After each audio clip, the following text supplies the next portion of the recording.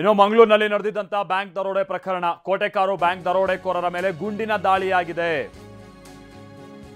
ದರೋಡೆ ಆರೋಪಿ ಮುಂಬೈನ ಕಣ್ಣನ್ ಮಣಿಗೆ ಗುಂಡೇಟು.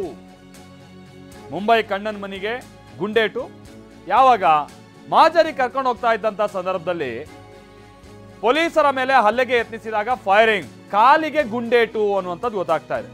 ಜೀವಕ್ಕೇನ ಅಪಾಯ ಇದ್ದಂಗಿಲ್ಲ, ಕಾಲಿಗೆ ಗುಂಡೇಟು. ಇದು ಹೆಂಗೆ ಹ್ಯಾಂಡ್ಲ್ ಮಾಡಬೇಕಿದೆ ಡಕಾಯಿತ್ರನ್ನ ಅನ್ನುವಂಥದ್ದಕ್ಕೆ ಈಗ ಒಂದು ಮೆಸೇಜ್ ಸಿಕ್ಕಂಗಾಗಿದೆ. ಇವರಿಗೆಲ್ಲ ಅಂದ್ರೆ ಒಬ್ರು ನೋಡಿದ್ರೆ ನೇರ ATMಗೆ ಹಣ ಹಾಕೋಕ್ ಹೋದವ್ರನ್ನ ಗುಂಡು ಹೊಡೆದು ಸಾಯಿಸಿ ದುಡ್ಡು ತಗೊಂಡು ಹೋಗ್ತಾರೆ. ಇನ್ನೊಬ್ರು ನೋಡಿದ್ರೆ ಹಿಂಗ 5 ನಿಮಿಷದಲ್ಲಿ ಬಂದ್ಕೊಂಡ್ಬಿಟ್ಟು ಕೋಟ್ಯಾಂತರ ರೂಪಾಯಿ ಬೆಲೆ ಬಾಳೋ ದುಡ್ಡನ್ನ ಗೋಣಿ ಚೀಲಕ್ಕೆ ತುಂಬಿಸ್ಕೊಂಡು ಹೋಗ್ತಾರೆ ಚಿನ್ನಾಭರಣ ಅಂತ. ಅಂದ್ರೆ ಇವರಿಗೆಲ್ಲ ಒಂದು ಭಯ, ಮತ್ತೆ ಇದೆಲ್ಲ ಒಂದು ರೀತಿ ಟೇಕನ್ ಫಾರ್ ಗ್ರಾಂಟೆಡ್ ಅನ್ನೋ ರೀತಿಯಾಗಿ ಆಗ್ಬಿಟ್ಟಿದೆ. ಹಲವು ಡಕಾಯಿತರು ಬಹಳ ಈ ರೀತಿಯಂತ ಕೃತ್ಯದಲ್ಲಿ ಇತ್ತೀಚೆಗೆ ಹೆಚ್ಚಾಗಿ ಇನ್ವಾಲ್ವ್ ಆಗ್ತಾ ಇದಾರಲ್ಲ, ಅವರಿಗೆಲ್ಲ ಒಂದು ಮೆಸೇಜ್ ಇದು. ನೋಡಿ, ಗುಂಡೇಟ್ ಬಿದ್ದಿದೆ.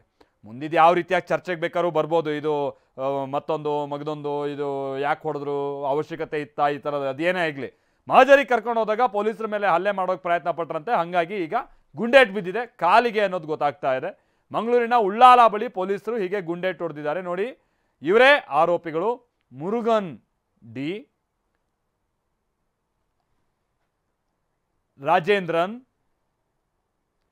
ಸೊ ಇವ್ರನ್ನೆಲ್ಲ ನಿನ್ನೆ ವಶಕ್ಕೆ ಪಡೆದಿರುವಂತಹ ಕಾರ್ಯ ಆಗಿದೆ. ಇದರ ಜೊತೆಗೇನೆ ಕಣ್ಣನ್ ಮಣಿಗೆ ಗುಂಡೇಟ್ ಬಿದ್ದಿದೆ ಅನ್ನುವಂಥದ್ದು ಗೊತ್ತಾಗ್ತಾ ಇದೆ.